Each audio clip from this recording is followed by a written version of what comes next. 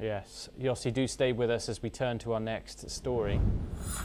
And the White House is preparing for the first leaders meeting of President Trump's Board of Peace, set for February the 19th.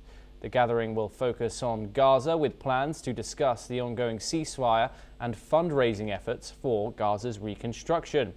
Israeli Prime Minister Benjamin Netanyahu will meet Trump just a day earlier on February the 18th ahead of the discussions.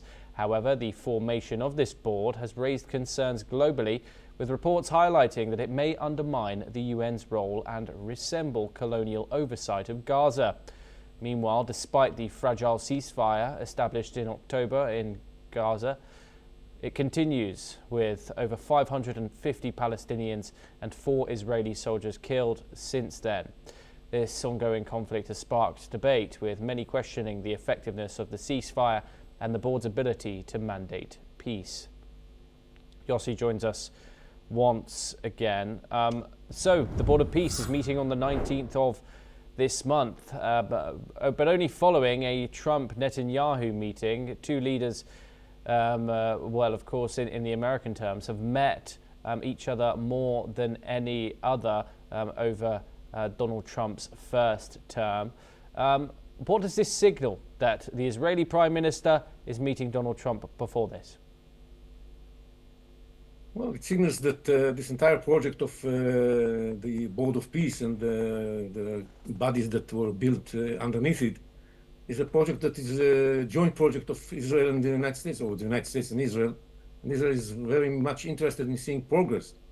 But so far, there's little progress, and most of the progress is focused on building all kinds of bodies. The Board of Peace, the Gaza National Committee and things like that, but the situation on the ground has not changed much. We still have Hamas governing most of the areas that are not governed by Israel. We still have exchange of fire and terror attacks almost on a daily basis that force Israel to retaliate. And something has to be done about that.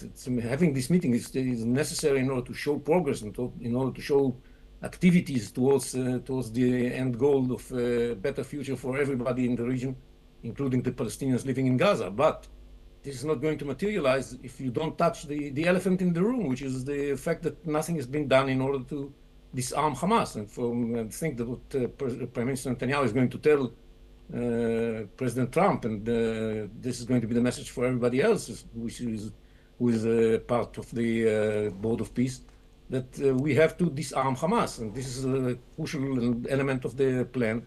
And without it, there's not going to be any meaning to the promises of support and financial aid to the reconstruction of Gaza, because there's not going to be any reconstruction as long as Hamas is in power.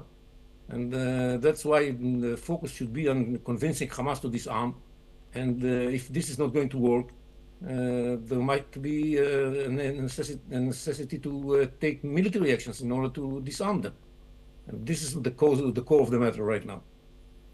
And the Board of Peace itself, Yossi, do you think it's worthy of all the criticism it's getting? Those leaders invited, including, of course, Benjamin Netanyahu, Vladimir Putin, Alexander Lukashenko, other problematic leaders with, some would say, bad human rights records, being invited to this Board of Peace. And of course, the exclusion of Palestinians in an enclave, which is, at the end of the day, their territory. Do you believe that the criticism of this body is correct? I can fully understand the criticism of this body.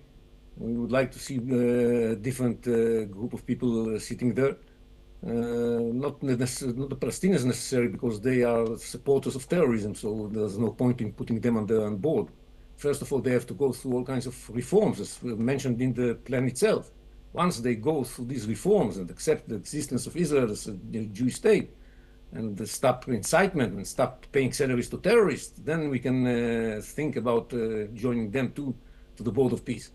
The purpose of the Board of Peace is promoting peace, not promoting terrorism. So that's about the Palestinians. But the others, yes, we would like to see more people involved and participating in this board.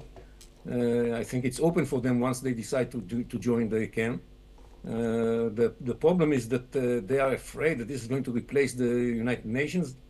There's a big problem with the United Nations. That's why there is this fear that everybody understands that the United Nations does not deliver what is expected from this body, and it's a problematic body. That's what President Trump said, and that's why. But that's why we formed the Board of Peace, and I think that everybody understands that in order to be effective, it has to be led by President Trump, and not by the Security Council that would give veto capability to everybody that is against the goals of the United States. And this is something that is really important here, that this board is led by the president, and he is the guy who has the capability to veto steps that are not leading towards peace, but rewarding terror. All right, Yossi, of course we can't leave without talking about this ceasefire. This comes, of course, as 550 Palestinians have now been killed and 4 Israeli soldiers since the October the 7th ceasefire of last year. Of course, now all the hostages, however, on the upside have now been returned to Israel. There are no hostages in Gaza. We're now talking about moving on to phase 2. Given that this sheer violence has continued, of course not at the scale that it was previously, but it has.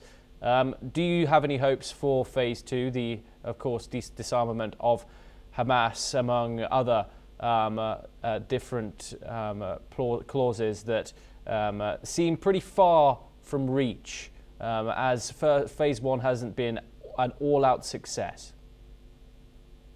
I beg to differ. I think that phase 1 was a big success. Releasing all of the hostages, including the bodies of the deceased hostages. This was a major breakthrough and a very good move, and even created some sort of trust between the parties. It was a good move, even though, of course, Hamas didn't perform it as they committed to, and to deliver all the bodies immediately after signing the agreement. But nevertheless, stage 1 was a success. Stage B is much more problematic, and we are moving towards into stage B. We are already in stage 2. We have formed the NJAC was formed. The Board of Peace Executive Committee is functioning under Minister Nadenov, and there is action. The only problem is that they didn't manage yet to convince Hamas to disarm. That's the big obstacle that stands between moving forward towards reconstruction and providing the Palestinian people prosperity and the ability to conduct productive life, and between providing Israelis the security they are looking for, is the fact that Hamas refuses to disarm. And that's the only thing that has to be dealt with. And I hope Nadenov is going to find a way, together with President Trump and Prime Minister Netanyahu, to convince Hamas to disarm. We are looking for the Turks and for the Qataris and for the Egyptians to exert pressure over Hamas to convince them to disarm.